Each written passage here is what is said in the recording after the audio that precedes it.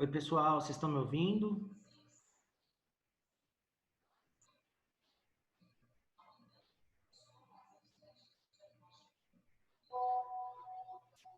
Pessoal, eu já ouvi alguém aí. Vocês estão me ouvindo? Sim. Eu tô. Sim. Então, beleza. Se um tá, todo mundo já tá.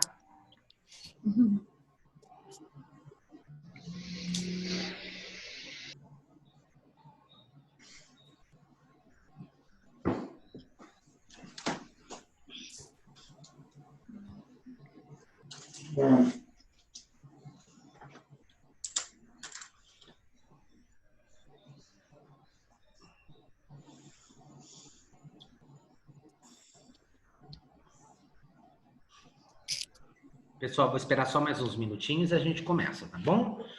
Uns 2 minutinhos. Ok. A gente tá com 13. A turma de vocês, deixa eu ver quantos alunos tem. Tem 27.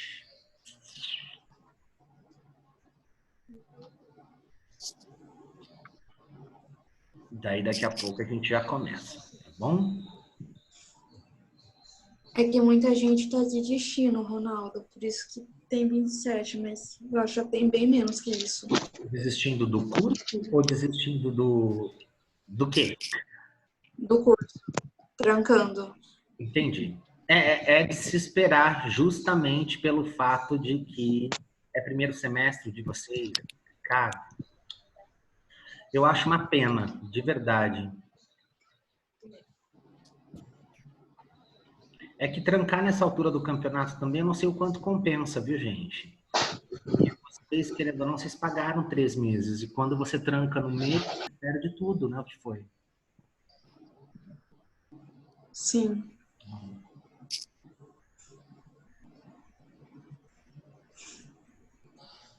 Mas, enfim. Vamos com quem está.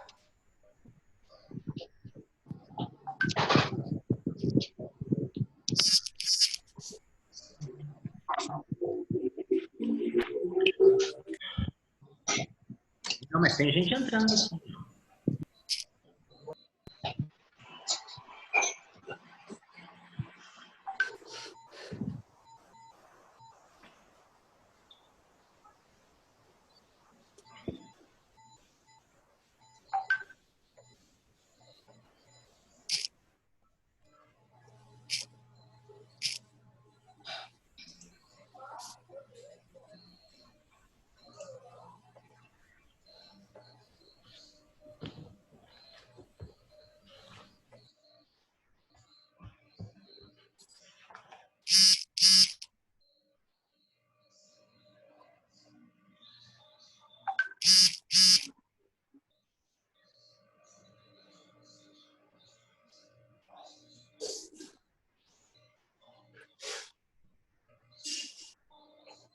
Eu nunca sei onde eu ponho o caderno.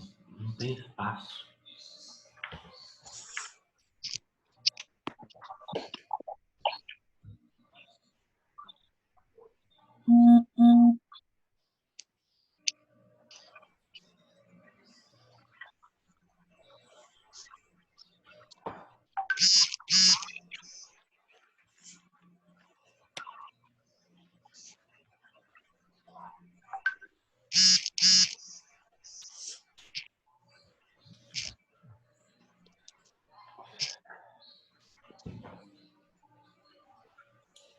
Bom, pessoal, vamos lá? Acho que já deu para todo mundo que tinha que chegar. Chegar. Nós estamos com 18 participantes. Tá bom? Pessoal, lembrando sempre que não é obrigatório vocês aparecerem no vídeo, né? Porque depois essa nossa conversa está sendo gravada, vai ser postada. Para quem não se importar, pode permanecer ligadinho, que eu até gosto, porque eu vejo vocês, tá bom? Mas quem se importa, pode desligar também, não tem problema, mantém só o áudio ligado, tá? Gente, faz tempo, né, que a gente não se vê. Na verdade, com vocês eu tive somente uma aula, né? E daí veio essa questão toda do coronavírus. E, enfim, eu disponibilizei o roteiro para vocês estarem fazendo algumas atividades. E esse está sendo o nosso primeiro contato, né? Depois da nossa primeira aula. Gente, antes de começar qualquer coisa, eu queria escutar vocês um pouco, né? Porque eu lembro que quando a gente terminou a nossa aula, eu tinha dito para vocês assim, que eu tinha certeza que eu tinha colocado muitas questões, né, durante aquela nossa aula, e que vocês iam acabar passando a semana pensando sobre muitas daquelas questões, né? E que a gente retomaria na próxima aula. Então, a nossa próxima aula está sendo hoje. Eu queria saber um pouquinho aí, né, sobre o que vocês pensaram, se tiveram dúvidas, né, o que vocês gostariam, de repente, de perguntar ainda sobre o tema da aula passada, né? Eu queria ir conversando com vocês um pouquinho nesse sentido, para ir ouvindo vocês sobre as impressões aí, né, o que aprendeu, o que teve dúvida, ou algum comentário que queira fazer, mas eu quero escutar vocês, tá joia? Eu só vou falar que dessa vez a gente tem que ser rapidinho, porque eu tenho 40 minutos aqui só, né? Não dá para ficar esperando o primeiro... não dá para ficar esperando muito o primeiro se manifestar. Então, vamos lá? Quem começa?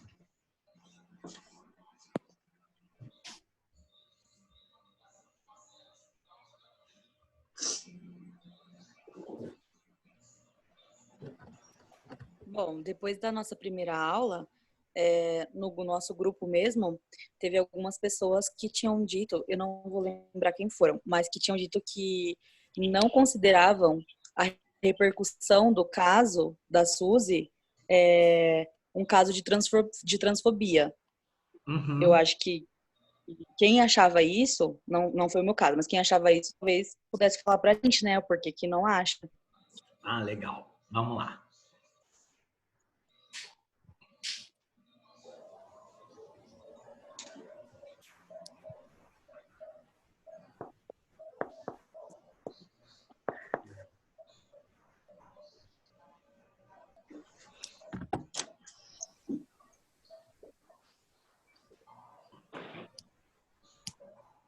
Vamos, povo. Vocês têm que dar material de aula para mim. Professor, posso falar? Pode, Jéssica. Assim, a meu ver, né, o que aconteceu foi o seguinte, como a gente comentou na aula, naquele dia, eu acho que esse vídeo só gerou tanta repercussão pelo fato de ter uma pessoa trans envolvida. Então, pode ser que, vamos dizer assim, que seria um preconceito, uma transfobia que estava meio que disfarçada. As pessoas só fizeram tanto alvoroço por conta dessa matéria, eu acredito que por conta de ter essa pessoa que era trans. Talvez se não tivesse, se fosse talvez um homem, não sei, algum outro caso, talvez não teria tanta repercussão assim. Então, eu acho que teve tipo um preconceito ali meio que disfarçado. Sim, a gente pega como exemplo, né, que foi o que a gente teve na própria aula, o goleiro Bruno, né? A gente não tem uma repercussão negativa com o goleiro, muito pelo contrário, né? Ele vira superstar. Novamente, acho que é legal a gente colocar que ninguém está defendendo, né, nenhum crime, muito menos os crimes da Suzy, não é esse o ponto, né? Ninguém aqui está passando mão na cabeça de criminoso, não é essa a discussão, né? Mas é justamente para a gente ir refletindo sobre, né, o quanto que o abraço na transexual incomoda. Só pontuando sobre isso, eu acho que o problema foi o abraço, mas não o abraço na trans, tá? Eu acho que o problema foi o abraço numa pessoa que cometeu um crime hediondo, tá? Por quê? Se a gente parar para analisar outras reportagens sobre crimes, a gente nunca, até onde eu sei, eu nunca vi uma reportagem onde o entrevistador abraçava o criminoso. Tá? E aí, isso entra num conceito de que o criminoso está recebendo, né, um conceito de sociedade, de que o criminoso está recebendo, né, uma atenção que às vezes a família não está. Tá? E quando isso acontece, não é o problema SUSE em si. Claro, tem a questão dos preconceitos, sim, né? A gente está numa sociedade preconceituosa, sim, mas eu acho que o preconceito é um pouquinho mais enraizado na questão, né, justiça no nosso país, né? Querendo ou não, foi um crime pesado, assim como o crime que o goleiro Bruno cometeu, que o Roger Abdelmaci cometeu, que os pais daquela menina Suzane? Da Suzane, o mesmo crime que a Suzane cometeu, daquela menininha também que foi jogada do prédio, né, pelos A pais. Nardoni. Isso, a Isabela Nardoni.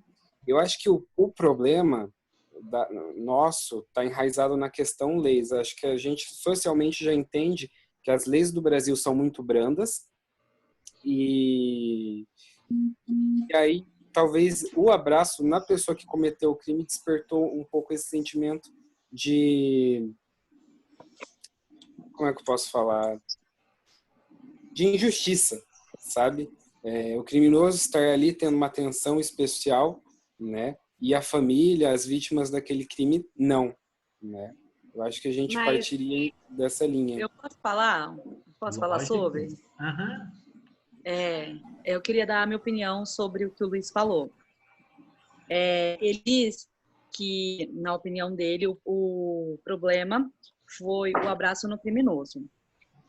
Não tem como o problema ter sido isso apenas porque quando o goleiro Bruno saiu da cadeia, teve uma reportagem, aliás, várias, né? Vários veículos de informação mostrando vários fãs abraçando ele. Então, assim, não tem como o problema ter sido somente o abraço, certo? Porque a gente já viu isso antes e isso não incomodou tanto. Segunda coisa, falar sobre o abraço ter sido... o abraço ter sido feito numa reportagem, né? Tipo, a reportagem... O jornalista abraçar um criminoso. Não foi isso que aconteceu também, porque a reportagem não era sobre o crime que ela cometeu. Então, assim, a gente vai atrás, falando sobre sociedade, tá? A gente vai atrás de saber qual é o crime que ela cometeu depois que a gente fica incomodado com o abraço. Porque até então, a gente não estava tendo uma reportagem sobre crime, certo? Então, tipo, não era isso o foco da reportagem. Eu acho que o Luiz ele traz um ponto importante para a gente pensar, que é referente ao nosso olhar sobre a vida carcerária, que não era nem o propósito da minha disciplina, mas que eu acho que traz um pano de discussão aqui para a gente, né? Porque isso me faz pensar num monte de coisas, né? Eu não consigo, eu vou concordar com a Carol no sentido de que o que motiva o nosso desconforto é o abraço na trans, né? Porque a gente não sabia o crime e o abraço já era contestado, né? Acho que esse é um ponto importante. Agora, eu acho legal a gente falar um pouco dessa comunidade carcerária, porque a gente tem um discurso que não condiz com aquilo que a gente vive e que a gente faz. Né? Eu estou dizendo em que sentido? Todo mundo diz. Eu concordo, primeiro ponto, né? Assim, eu concordo que as leis são brandas e eu concordo que a gente tem um sistema, uma organização legal aí muito falha no nosso país. Sim. Agora, quando essa lei é exercitada para alguns, né? que é o nosso pedido, porque todo mundo pede para que a justiça seja feita, né?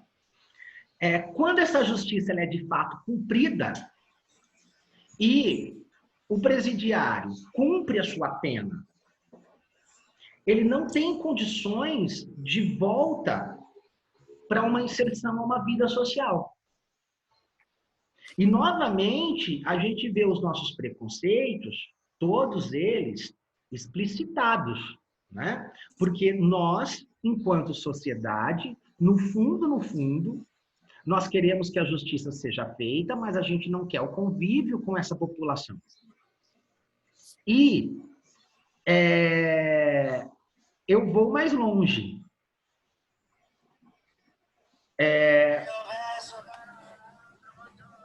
Eu vou um pouquinho mais longe ainda. Eu acho que, no fundo, o que grande parte da população brasileira gostaria era de que houvesse o extermínio dessas populações. E a gente percebe isso quando, por exemplo, a gente vê massacres. Vou pegar o massacre mais famoso, que é o massacre do Carandiru, por exemplo, né? E a gente fala, que bom que morreu, tem que matar mesmo. Ou quando a gente faz justiça com as próprias mãos. Eu não posso esquecer aqui de lembrar do caso da Dandara, vocês lembram? Da transexual, né? Que foi também, não sei se vocês lembram disso, né? Que foi espancada e morta de maneira pública, inclusive, né? Eu nem lembro agora se a Dandara tinha cometido algum delito ou não, mas esses casos de espancamento em massa, né? Assim, a pessoa que vai no supermercado rouba uma coisa mínima e é espancada, e a gente percebe que há um consenso na nossa sociedade em dizer que está tudo bem em relação a isso, que está tudo certo. Então, assim, nós legitimamos isso, né? O que eu estou trazendo aqui para a gente poder pensar, porque essa disciplina fala de direitos humanos, vamos lembrar disso, né? Mas é exatamente isso, né? O quanto nós deixamos de dar vida ao que é humano. Lembrando de novo, eu em nenhum momento aqui estou defendendo crime, eu em nenhum momento aqui eu estou defendendo os atos, os delitos cometidos, né? Por sua vez, eu acho que é importante, eu não vou ter esses números exatos agora, mas a nossa população carcerária hoje, ela é, em sua grande maioria, ocupada, né, por pessoas que vieram do tráfico, e a gente não está falando do grande traficante, a gente está falando daquele traficante da esquina, né? A gente está falando também do bandido que comete os pequenos delitos, né? A grande massa dessa população carcerária, ela é formada por esse grupo de pessoas. E aí eu fico me perguntando, e vou jogar para vocês também, assim, né? O quanto que esse nosso discurso de que a gente precisa recuperar as pessoas e inseri-las na sociedade realmente é o que a gente quer. Né? Vocês entenderam o que eu falei? Sim. Sim. E aí? Vamos falando. O que vocês acham? Assim, na minha opinião, na minha visão, realmente, é também essa questão da carceragem que você falou. Porque, infelizmente, tanto os crimes pequenos como os crimes mais grandes, no Brasil é visto da mesma forma. Paga lá a sentença, às vezes tem lá habeas corpus, fica livre, independente do crime que fez, e vai seguir a vida. Só que, infelizmente, vamos dizer que a maioria não se redime, vamos falar assim, volta a fazer as mesmas coisas que fizeram antes. Tem uns ainda que conseguem achar o caminho e se redimem e conseguem seguir a vida, mas a maioria não consegue. Isso é um problema bem grande também. E por que não consegue, Raeli? Aí que tá, eu não sei se é da própria pessoa não querer, ela acha que é mais fácil ficar na prisão do que no mundo aí fora, só que infelizmente algumas que nem a gente viu lá nos vídeos, alguns que são trans têm que se fazer voltar, vamos ser o que era como homem pela sociedade, para conseguir, sei lá, uns trocados no semáforo vestido de palhaço, porque eles não conseguem uma profissão digna devido por ser trans. Então, às vezes, a maioria prefere voltar para onde quer a prisão, que elas se sentem mais confortáveis de ser quem elas realmente querem ser. Vamos lembrar que nesse caso do vídeo, elas são trans e ex-presidiárias, né? Elas vão carregar 2 marcas de exclusão social aí, né? Mas, pessoal, mas por que as pessoas não conseguem voltar à vida depois de pagarem pelos seus delitos? Eu acho que esse é um ponto importante para a gente pensar, que tem a ver, inclusive, com o texto da aula de hoje. Eu acho que porque uma pessoa que cumpriu uma pena, após ela sair, ela não é vista da mesma forma. Ela é vista, sempre vai ser vista como um ex-presidiário, um ex-detento. Não importa se a pessoa... a gente sabe que tem, obviamente, os casos de pessoas que não querem realmente se redimir e seguir uma vida honesta, são alguns casos.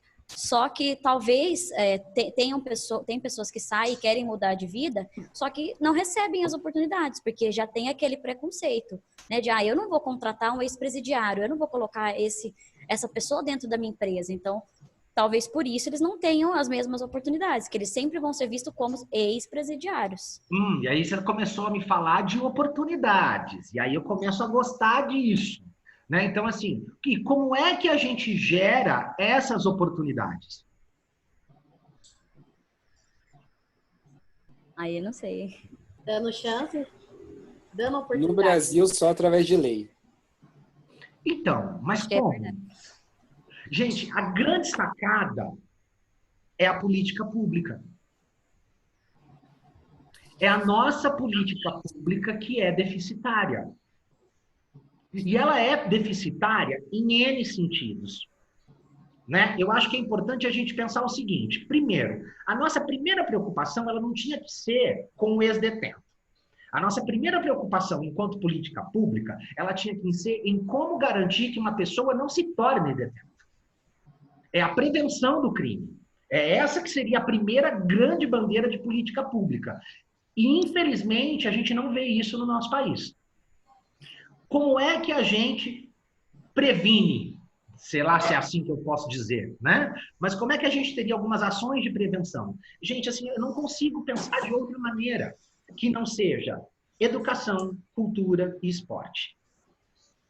Né? Vamos parar para pensar no nosso bairro. A gente não precisa ir longe, né, para inventar um Brasil maior. Até porque aqui em Hortolândia a gente também tem um presídio, então tá tudo certo aqui para nossa região. Né? Mas vamos pensar na nossa região. Né? A qualidade das escolas que a gente tem, elas dão conta de que os nossos alunos hoje consigam ingressar no ensino superior e ter uma profissão adequada? Não. A gente sabe que não. Então já está um primeiro ponto aí. Né? Segundo, a gente tem políticas assistenciais que garantam que a família de baixa renda, as suas crianças, frequentem as escolas? Não. A gente também não tem. Então, onde está o problema? A gente tem centros culturais espalhados por todas as nossas cidades para que as crianças tenham acesso à música, à arte plástica, à dança, a teatro. A gente tem acesso a isso? As nossas crianças têm acesso a isso? Não. Não também. Nós temos, as nossas crianças, elas têm acesso a quadras poliesportivas, a piscinas poliolímpicas. As nossas crianças têm acesso a poder fazer uma atividade física que elas gostam? Não também. Não. Eu estou falando de maneira pública, gratuita. É disso que eu estou falando. Não do cara que vai lá e paga. Né? Não. Então vocês percebem que a probabilidade da nossa criança que vai se tornar um jovem, a probabilidade da nossa criança se tornar um jovem infrator, ela aumenta. E ela aumenta não por culpa de. ela aumenta justamente porque nós não temos hoje, no nosso país, condições de fazer com que a nossa criança, o nosso adolescente, o nosso jovem se desenvolva e tenha um espaço de convívio social adequado. Esse é um ponto importante para a gente frisar. Né? Quando a gente pega os casos de psicopatia, que aí é o cara que vai lá, né, por conta de uma questão mental e mata sem controle, ou que tem um comportamento sociopático que foge da esfera do comum, eu acho que esses casos a gente deveria tratar de maneira prisional, de uma maneira diferenciada. Que talvez seja essa a pessoa que vocês estão me dizendo assim, tem um ou outro que não vai mudar. Agora, é um ponto para a gente pensar. As nossas políticas públicas, elas estão dando conta de garantir que o nosso jovem não ingresse numa vida criminosa. Acho que esse é um ponto para a gente pensar. E aí depois o segundo ponto beleza, foi preso. Dentro dos presídios, vocês viram lá, eu não lembro nem qual foi a trans que falou, mas que ela demorou 4 anos para conseguir um emprego dentro da cadeia. E o que ela fez nesses 4 anos? Ela se prostitui dentro da cadeia. Então, assim, que cárcere é esse? Que não me recupera. Que não me dá oportunidade, que não me ensina a ser uma pessoa melhor do que a que eu entrei. E aí eu vou mais longe, sai do cárcere. Quais são as políticas públicas que vão garantir que essa pessoa saia da vida do crime, saia da cadeia e tenha um emprego com as mínimas condições de sobrevivência aqui fora? A gente também não tem isso no Brasil. A gente não tem uma política que dê assistência de trabalho para a pessoa que sai da cadeia. Vocês estão percebendo que o nó ele é muito grande e ele poderia ser resolvido se nós tivéssemos políticas públicas adequadas? Sim. E a gente para de culpar o sujeito. Vocês perceberam? Porque eu não estou dizendo, gente, me entenda, eu não estou dizendo que a gente tem que passar a mão na cabeça de ninguém. Eu estou voltando nisso muitas vezes. Mas o que eu estou dizendo nós poderíamos ter um país diferente se nós tivéssemos políticas públicas eficientes. É isso que eu estou dizendo. Talvez a gente tivesse uma outra realidade. E é um talvez também, né? Pode ser que eu esteja errado. Talvez. Mas as experiências em países... Tem um país na Europa... eu não lembro. Eu vou ter que procurar. Eu falei para vocês desse vídeo, inclusive na última aula, eu não procurei ele. Mas tem um país na Europa que ele está com a taxa de criminalidade está 0,01. Eu não vou lembrar qual é o país agora. E que os presídios, eles estão usando os prédios dos presídios para outras coisas, porque não tem mais quem prender. Eles conseguiram sanar o problema, né? E eles sanam o problema como? Investindo em política pública, né, para evitar que esses jovens entrem na vida do crime e aqueles que fazem uso do serviço carcerário, a cadeia ela é outra coisa, não é o modelo de cadeia que a gente conhece. Né? E o discurso é esse, é o da recuperação, é o de tentar colocar a pessoa de volta para uma vida digna. Né? Que mais? E os presídios é aquele na Holanda, né? Que fechou 19 presídios, não foi? Eu acho que é Holanda. Eu acho que é. Gente, eu vou anotar. O Raeli, eu vou anotar não. Me lembra, Raeli? Lembro. Então tá, achar a série do presídio. Põe assim. Beleza. Porque daí... Gente, falta 10 minutos já, não tô acreditando. Passa muito rápido. Passar rápido. Meu Deus, a gente acabou de começar. Pois é. Eu tô chocado. Juro, é a Ele vai videoaula cair, mais tá? rápida de todas perto da turma de vocês. Fora que vai cair antes do tempo também, né? Daqui 9 minutos cai e a gente volta às 8h30, tá bom? Ô, pessoal, mas aí depois, se alguém quiser retomar esse assunto, pode retomar, tá? Mas é que a gente comentou sobre algumas outras coisas sobre a questão da sexualidade. E era nesse ponto que eu tô bem curioso para saber as coisas que vocês pensaram.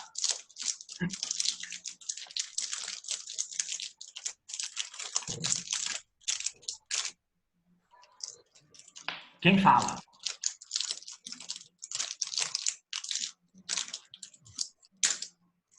Assim, que sentido você quer saber sobre a sexualidade? É porque a gente conversou muito sobre sexualidade.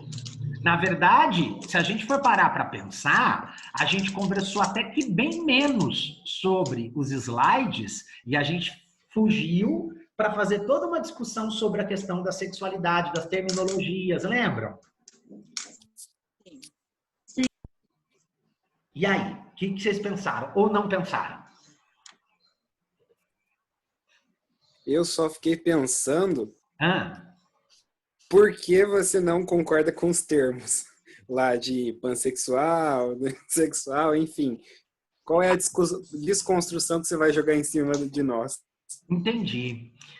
Então, Luiz, eu não queria fazer isso virtualmente porque é uma discussão muito complexa, mas o que eu vou dizer para você, não sei se você vai me acompanhar, enfim, me acompanhar também não tem problema. Gente, quem é do cachorro aí, só silencia o microfone. A gente tem 2 jeitos de enxergar a sociedade.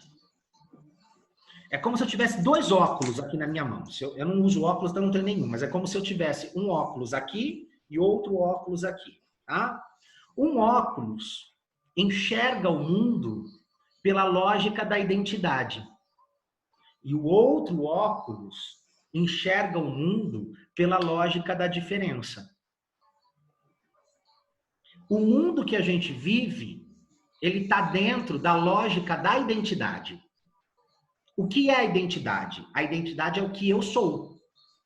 Então, por exemplo, eu, Ronaldo, sou homem, pardo, professor. Quem é o Luiz? Quem é a Lucy? Quem é a Jéssica?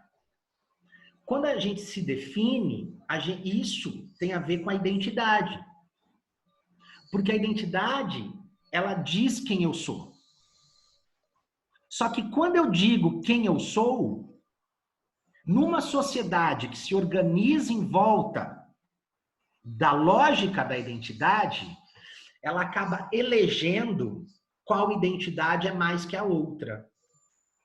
Então, por exemplo, o topo da pirâmide identitária hoje seria ser homem, branco, cis, heterossexual, magro. Você concorda que um homem negro, magro, ele já não está mais no topo. Se a gente pegar, então, um homem negro, gordo, pobre, ele está bem lá embaixo, em comparação ao Rodrigo Hilbert, por exemplo. Tá? Esses padrões de identidade, que para mim é o problema. Porque a gente elege uma em relação à outra. E é daí que vem os preconceitos. Eu prefiro enxergar o mundo pela lógica da diferença, em que todo mundo é diferente. E que eu não preciso hierarquizar ninguém. Então, eu estava falando que eu não gosto, não é que eu sou contra, eu não gosto muito desses nomezinhos, né? Porque esses nomezinhos, na verdade, eles refletem uma identidade. E quando refletem uma identidade, ele hierarquiza pessoas. Deu para entender? Sim. A carinha de Ellie Cristine, é isso?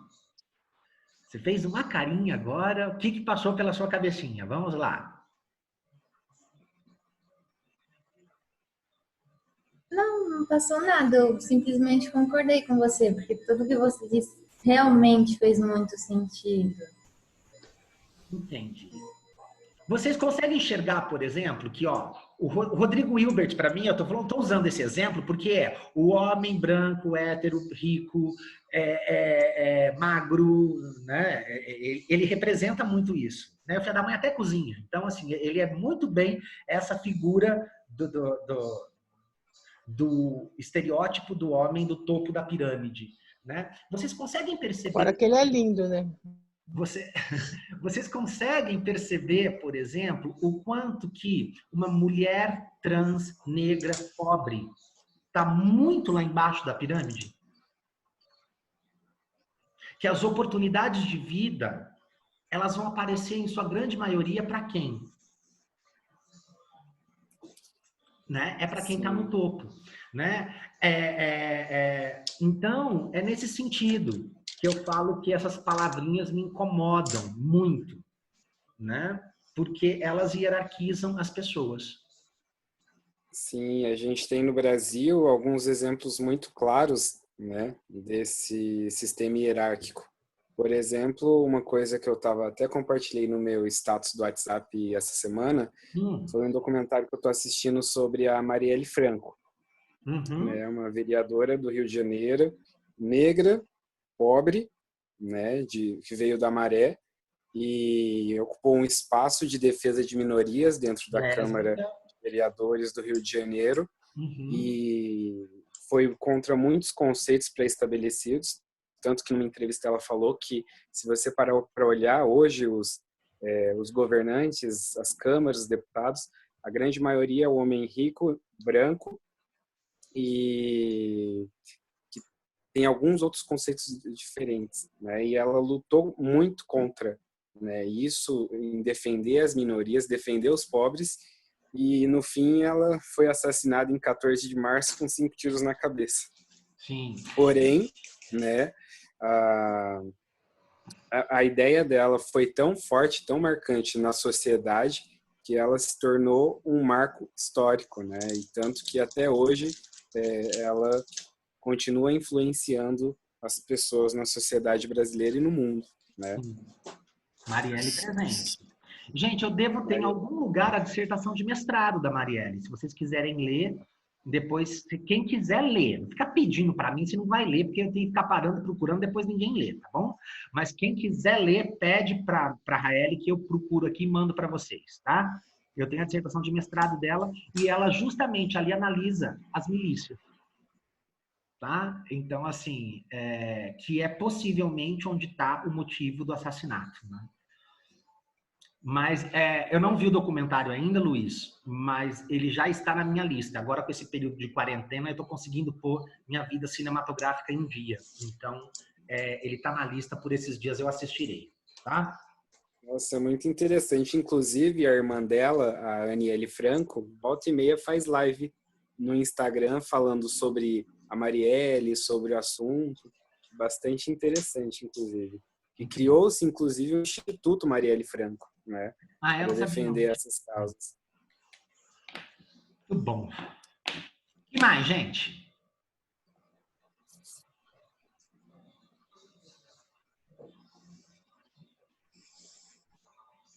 Mais alguma coisinha?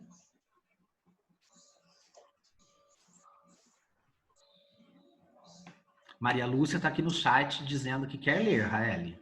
Sim, já anotei. Tá bom. Pessoal, então, ó, tá faltando um minutinho, vai cair daqui a pouquinho, tá bom?